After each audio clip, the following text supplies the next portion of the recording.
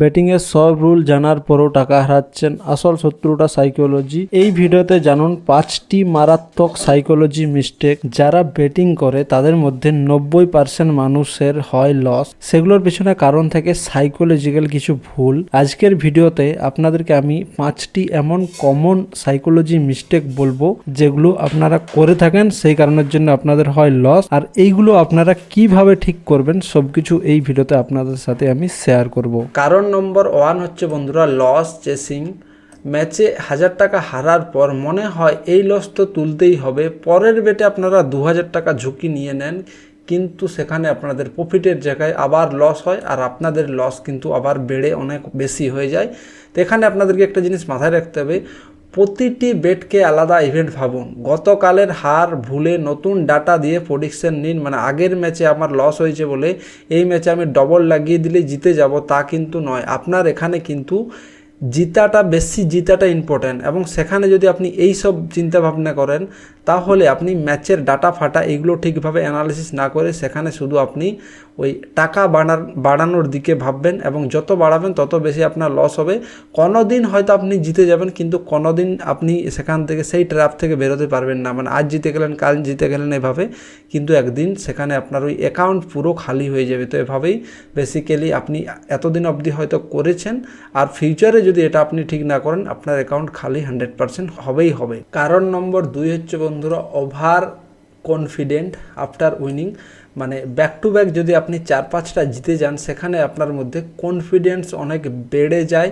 সেখানে আপনি রিস্ক যেটা আপনি বর্তমানে মানে কি যে অ্যামাউন্টটা লাগিয়ে থাকেন তার থেকে সেখানে আপনি মানে সাপোজ উদাহরণ দিয়ে যদি বলি, আপনি যদি 1000 টাকা দিয়ে প্লেস করে থাকেন সেখানে আপনার রিস্ক মানে আর কি 2-3টা জিতার পর রিস্ক বাড়িয়ে আপনি 4000-5000 দিয়ে খেলতে থাকেন।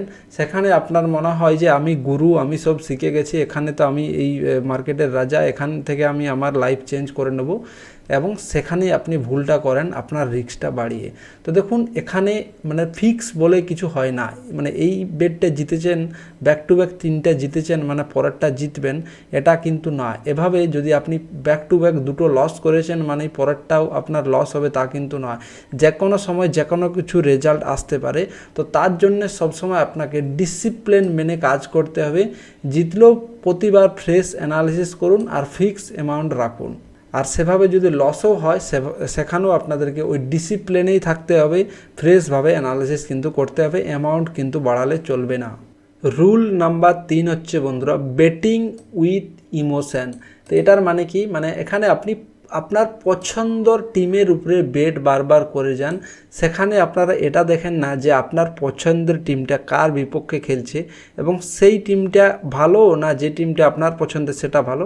তো এখানে যদি আপনারা বেটিং করতে আসছেন আপনাদের কোনো পছন্দর টিম বেসিক্যালি যদি থেকে থাকে সেখানে কিন্তু এই ইমোশনে বেটিং করলে চলবে না। আপনার টিম কেমন এবং কার বিপক্ষে খেলছে সেগুলো দেখতে হবে, এবং সেই গ্রাউন্ডে কেমন কী রেকর্ড আছে, মানে হাবি জুবি যত যা ম্যাচের ডাটা থাকে সব কিছু দেখে আপনাকে সেই জায়গায় প্রেডিকশন দিতে হবে। সবসময় যখন অ্যানালিসিস করবেন সেখানে আপনার পছন্দের টিম এই গ্রাউন্ডে মানে আর কি এই ম্যাচটা জিতবে এটা ভেবে আপনাদেরকে কাজ করলে চলবে না। গ্রাউন্ডে অনেক কিছু অ্যানালিসিস দেখতে হয়, যেমন ধরুন যে পিচে খেলা হবে, যে গ্রাউন্ডে খেলা হবে, সেই গ্রাউন্ডে কোন প্লেয়ারগুলো কীরকম কী পারফরমেন্স আগে করেছে, মোস্ট অফ দ্য চান্স থাকে সেই প্লেয়ারগুলোই আবার সেখানে ভালো করার সম্ভাবনা বেশি থাকে। তো সেভাবে আপনাদেরকে মিলিয়ে ঝুলিয়ে কাজ করতে হয়। কিন্তু আপনারা করেন কি, আপনার যে পছন্দের টিম সেই পছন্দের টিমের উপরে আপনারা জিতবে বলে লাগিয়ে দেন, কিন্তু আপনারা এগুলো ওভারঅল জিনিসগুলো দেখতে ভুলে যান। তো এখানে আপনাদেরকে সবসময় ডিসিপ্লিন থাকতে হবে। আপনার পছন্দের কোনটা টিম কোনটা পছন্দের নয় সেটা ভেবে কাজ করলে চলবে না। এই জায়গার থেকে পয়সা কামাতে গেলে সবসময় ডিসিপ্লিন থেকে কাজ করতে হবে। পছন্দ আপনার ফেভারেট এগুলো ভালো, কিন্তু এই সব দিমাগ এই সব ব্যাপারগুলো আপনারা যখন বাজি ধরবেন সেখানে কিন্তু আনবেন না, তাহলে কিন্তু আপনার লসই হবে। ভুল নাম্বার 4 আপনাদেরকে একটু উদাহরণ দিয়ে বুঝাই। সাপোজ আরসিবি পরপর 5টা ম্যাচ হেরে গেছে। এবার আপনাদের মনে হয় যে পরপর 5টা ম্যাচ তো হেরে গেছে, এর পরের ম্যাচটা অবশ্যই জিতবে, এই জায়গায় একটু অ্যামাউন্ট বেশি করে লাগিয়ে দিই। তো এটা অনেক বড় ভুল। দেখুন ক্রিকেট পাস্ট রেজাল্ট ফিউচারে গ্যারান্টেড করে না। মানে আগে কি রেজাল্ট এসেছে মানে সেখানে খারাপ এসেছে মানে এই ম্যাচে ভালো আসবে সেভাবে কিন্তু কোনো গ্যারেন্টি দেয় না, ঠিক আছে। প্রতিটি ম্যাচের প্রবাবিলিটি আলাদা, আগের আর কি ট্রেন্ডে ফাঁদে পড়বেন না। মানে আগের 5টা হেরেছে মানে পরের ম্যাচটাও হারতে পারে, জিততে পারে, সেটা না। কোন টিমটার সাথে ম্যাচ হচ্ছে এবং সেখানে কোন গ্রাউন্ডে ম্যাচ হচ্ছে, কোন টিমের প্লেয়াররা এই গ্রাউন্ডে ভালো করে, মানে ওভারঅল সব কিছু রেকর্ড দেখার পরেই আপনাদেরকে কিন্তু এই প্রেডিকশানগুলো করতে হয়। মানে আগের 5টা হেরে গেছে, পরপর 3টে জিতে গেছে, মানে এভাবে তাদের এই ম্যাচের রেজাল্টটা পরিবর্তন বা সেম থাকতে পারে, এভাবে হয় না। নতুনভাবে আপনাদেরকে সেই ম্যাচটা আপনি যেটা প্রেডিকশন করবো ভাবছেন সেটা আপনাদেরকে অ্যানালিসিস করে করতে হবে। ভুল নাম্বার 5 হচ্ছে বন্ধুরা FOMO, fear of missing out. এটা কিভাবে কাজ করে? এক্সাম্পল, ইন্ডিয়া ভার্সেস পাকিস্তানের মধ্যে যখন এই ম্যাচ হয় সেটা অনেক বড় ম্যাচ হয় এবং এই ম্যাচটা মানে অনেক বেশি লোক দেখে। তো এখানে অনেক লোক এই ম্যাচে ব্যাটিংও করে। তো আপনার এই জায়গায় কি মনে হয় যে এই ম্যাচটাই আমাকে ব্যাটিং করতেই হবে, কারণ অনেক বড় ম্যাচ, এই ম্যাচটায় যদি আমি ব্যাটিং না করি তাহলে হয়তো আমি অনেক বড় কিছু মিস করে যাব। কিন্তু এই ম্যাচের উপরে আপনার নলেজ কম, কিন্তু আপনি তাও সেখানে খেলেন, কম নলেজ নিয়ে খেলেন।